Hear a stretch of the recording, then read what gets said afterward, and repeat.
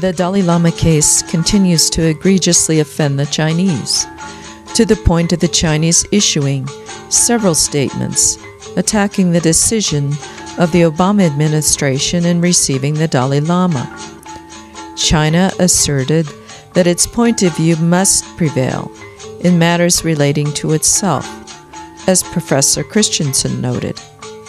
To soften the Dalai Lama debacle, the steps taken by the Obama administration were considered perhaps a misstep, a misguided step, more than a deliberate step, even a political step to appease certain voting blocs in the United States, as the Chinese interpreted things, or simply the realization that the United States has a soft spot for the misbegotten, and that is just their way.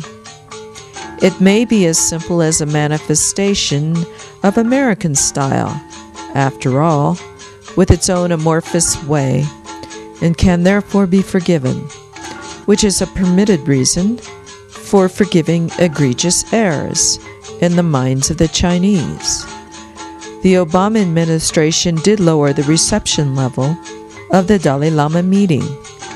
It should be noted that despite the great unhappiness of China with the Dalai Lama reception, China did not make it a diplomatic level grievance. She expressed her displeasure and expected the United States to understand it without having to spell it out. That was China's assumption. That was, as we say in the islands, Chinese style.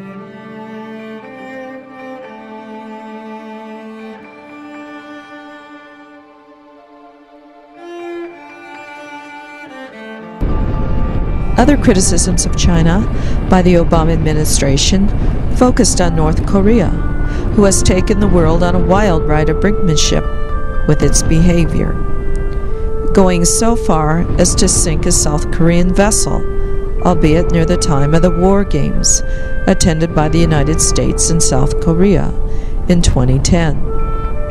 Once again, an act of war was not an act of war. Can you say Gulf of Tonkin incident?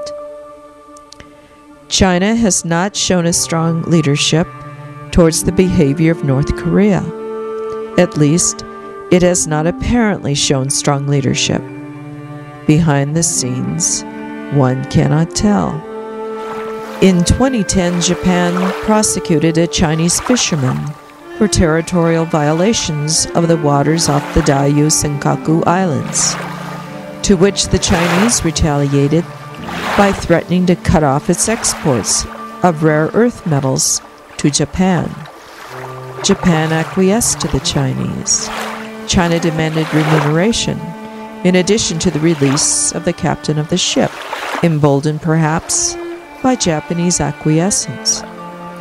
It might be interpreted that the demand for remuneration was an emboldened act of China, where the demand for the release of the fishing captain was a natural, expected act. Was it the behavior of an emboldened China, or the result of a weakened American presence in the region? There's no answer to that question in the present. Again, when is a war not a war?